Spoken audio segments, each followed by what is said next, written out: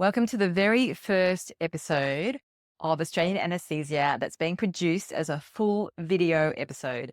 And I am so excited because this episode is part of Podcasthon.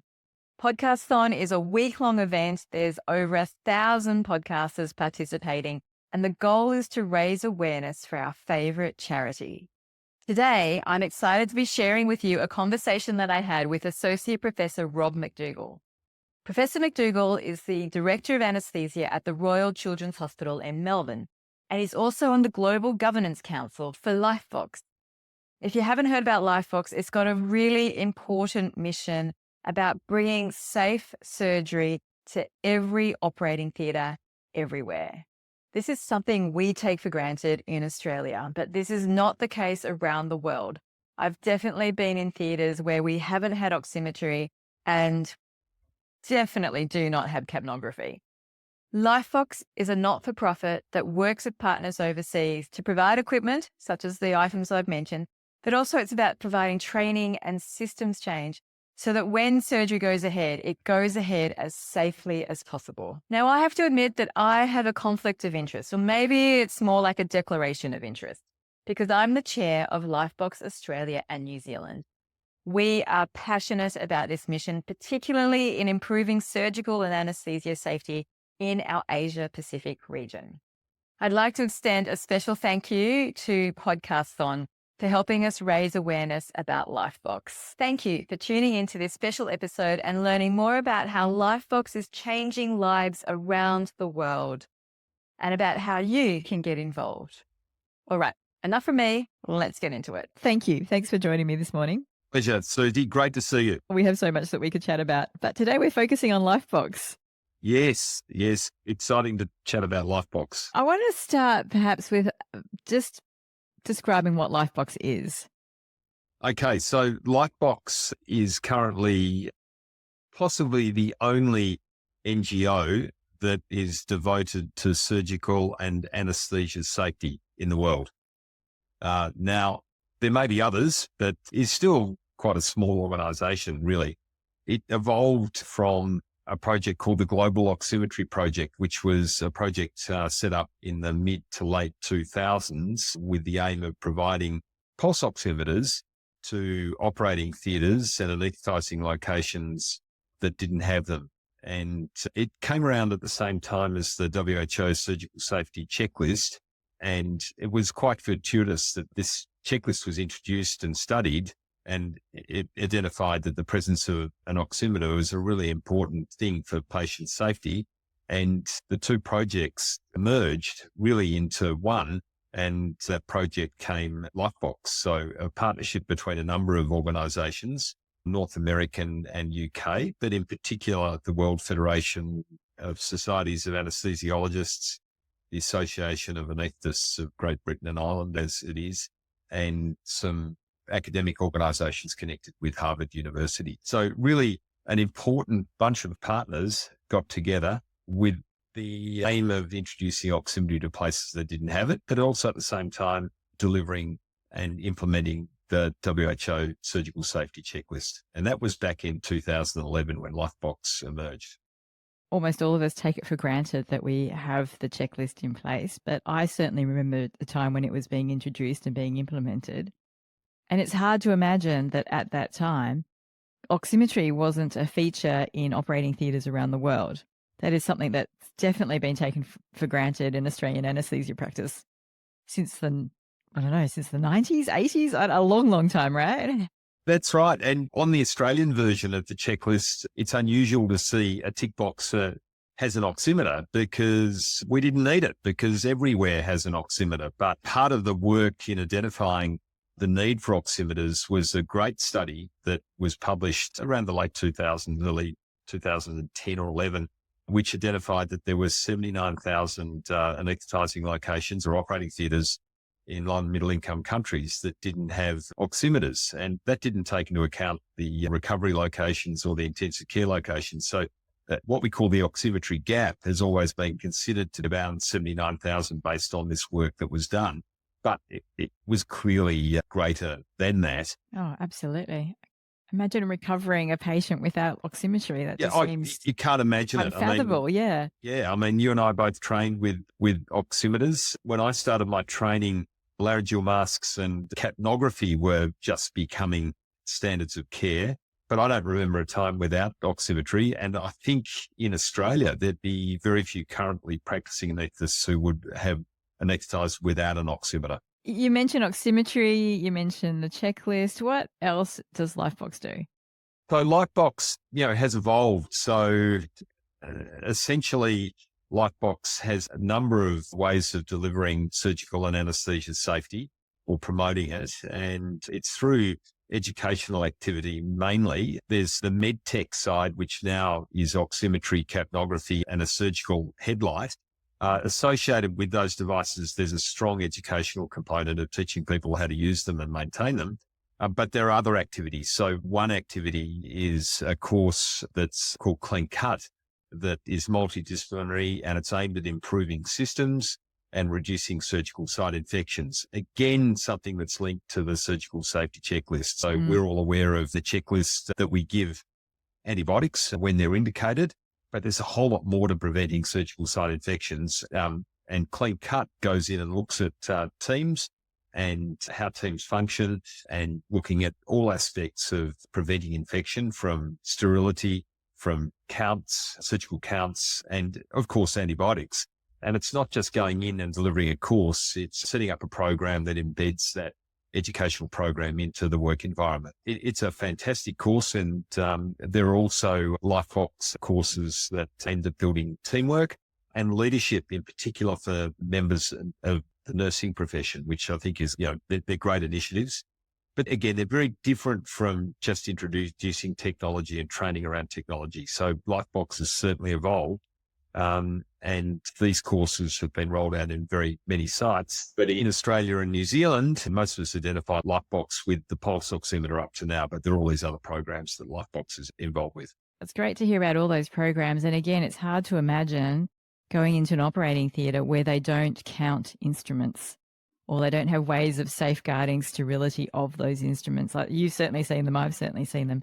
And you can imagine that actually introducing that change, it's not about introducing a new piece of technology. There's quite a lot of cultural change that needs to go with embedding that practice, that behavioural change. The other thing that Lifebox does when introducing these programs is measuring the impact of these changes. And that's done by a quality improvement approach, but it's also done with research. So there's been quite a body of work now that's been published looking at the effectiveness of the Clean Cut program, for instance, which is great. So, we've been able to leverage off various volunteers and board members who have academic affiliations and journal affiliations and writing skills. So whilst the organisation is not primarily a research organisation, Lifebox has produced quite a bit of research showing evidence for these interventions. Oh, that's fantastic. And that's what people need to know, the decision makers, isn't it, before they embark on these things, and clinicians on the ground as well. Yeah, so that's great. If you could encapsulate it, what do you think is the vision of Lifebox? Like, what sort of world would Lifebox love to see?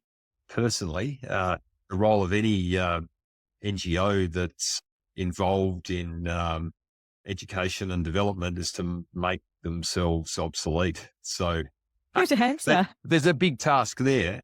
But I just look at the success of the oximetry distribution. Now, we said that there were 79,000 places without an oximeter. Yeah.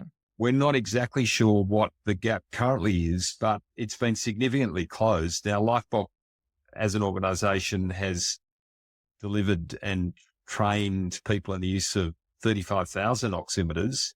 But what we've seen in that time is the awareness of oximetry rising, and governments and other organisations have stepped in to fix the gap. So there's some work going on at the moment to measure the current gap, but we think that the gap is closing in the foreseeable future, be closed, which is amazing. So that bit of Lifebox work may soon be not needed, hence Lifebox moving into other areas. So I think there's always going to be a role for an organisation to get involved in surgical and anaesthesia safety. The projects at the moment will keep Lifebox busy, and there will be new projects.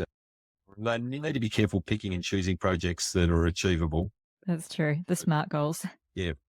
I noticed that with the capnography, we're helping to distribute capnographs around the region and in terms of what we're doing at Lifebox Australia and New Zealand. But I noticed a lot of advocacy work occurring at a higher level through the Lifebox Foundation, through the World Health Assembly, those sorts of things. So it's fantastic that there's awareness being raised about the benefits of capnography in terms of patient safety during anaesthesia. Yeah, well, capnography is a trickier task than oximetry. So, if you try to explain the role of capnography to someone who is a non-anesthesiologist, it's actually pretty tough. An oximeter is easy. You put it on someone's finger and say, this is the machine that measures the amount of oxygen in your body. Even to a layperson, it's quite easy to understand why that might be important. But trying to explain to people about the importance of capnography, which you and I know is so useful, not just in detecting that the airway is in the right spot, but it talks all sorts of things. It's even a surrogate cardiac output monitor as well as a respiratory monitor. It's really tough. And capnography has always been put in the hard basket. So it's been a great achievement to get this far and actually have a device to actually roll out. And there are a lot of challenges with that. Susie, you actually have more on the ground experience with the rollout of this project, given your work in Cambodia. So you are a pioneer. Thanks for the plug there, Rob. But still, it is a difficult challenge. I totally agree. And I'm really glad that Lifebox is taking it on, not just from the technical aspect, but the advocacy side as well. And look, the educational aspects of this project are huge. I was fortunate enough to be involved in the development of the education package, and the listeners might be interested to hear about some of the challenges we had. My job was to chair a group looking at the physiology of carbon dioxide. And everyone on that group was an anaesthetist, anesthesia provider, anesthesiologist. And everybody raced in with saying, oh, how are we going to teach the Bohr effect and the Haldane effect? And we had to pull it right back. Yeah, exactly. We're not going to go there with some of our anesthesia providers in low and middle income countries. That was really challenging, but interesting. How do you sell capnography to the world? And I think, how do you teach the physiology of carbon dioxide? Showed, it's actually going to be quite tough, particularly to convince donors that they need to give to this project. And that's why we're doing this podcast. So thanks again for coming on and giving a plug to Lifebox. I wanted to focus a little bit on you, if I can now.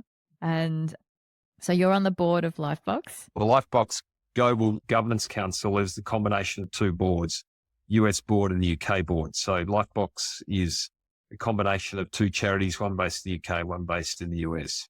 How long have you been on the board? How did you get involved with Lifebox? My professional work in low and middle income countries started through an organisation called Primary Trauma Care Foundation, or before it was a foundation, Primary Trauma Care, which remains a trauma education program, so management of injury victims in low and middle income countries. That course has been rolled out in over 100 countries throughout the world. It's sustained in quite a few countries. And that was in the late 90s. And through that educational experience, I became involved in the World Federation of Societies of Anaesthesiologists and had a long association in official roles there, which I no longer have. But out of that came the opportunity to develop some educational materials for the Global Oximetry Project, which became Lifebox. So I've been a volunteer since 2011, and I then helped establish the local Lifebox ANZ committee and then chaired it, which you are the chair now, Susie, the governing council since 2021. It's such a long and impressive history, and you are a great inspiration to many people. As you said, you've been involved with Primary Trauma Care, the World Federation. You chaired the ASA's Overseas Development Education Committee for a long while there. As I said, you're such an inspiration to many people. What motivated you, or what inspires you to be involved in global health? That's a really interesting question, because I was actually encouraged to get involved by Kester Brown, who was an incredibly inspirational character. And it was mainly through an interest in education that I think he got recommended that I got involved in primary trauma care. Essentially when Kester asked you to do something, you generally said yes. And, you meet all these incredible people, and I guess meeting people like Kaini Agiamir, who's the senior anaesthetist for many years in the Solomon Islands. Here is someone who left his village to go to secondary school at a time when most people didn't go to secondary school. We had to move islands in the Solomon Islands. And then he went to university in PNG and did medicine, then did specialist training, and then came back to Honiara in the Solomon Islands, where he was the only anaesthetist for many years. He speaks about 6 languages. Really, really smart person and really capable. And you meet people like that, you say, actually, these are great people to get to know, and there must be a way of helping people. I mean, I'm just in awe of people like Kaini, and there are many of them. So, it's been a lot of fun. They've been interesting projects, but I think everyone who gets involved in global health sees it as a whole teamwork, and it's great fun working with a team. Yes, I've had these roles, but I've only been able to do these roles because there've been all these other people volunteering and probably covering for me in my real job as well. Thank you to our colleagues in our home departments. Yes. So it's not, you look at some of the people involved in projects and the time they dedicate to them, it makes it easy being the chair of a committee when you've got people running these fantastic projects. And if my job's to go out and get support or help publicise them, then that's my job. It's not really it's good fun. And it's actually not that demanding if you're organised. Very gracious, very generous answer. Thanks, Rob. Thanks for those insights. Is there anything else that you would like to say about Lifebox, about global health, about your involvement?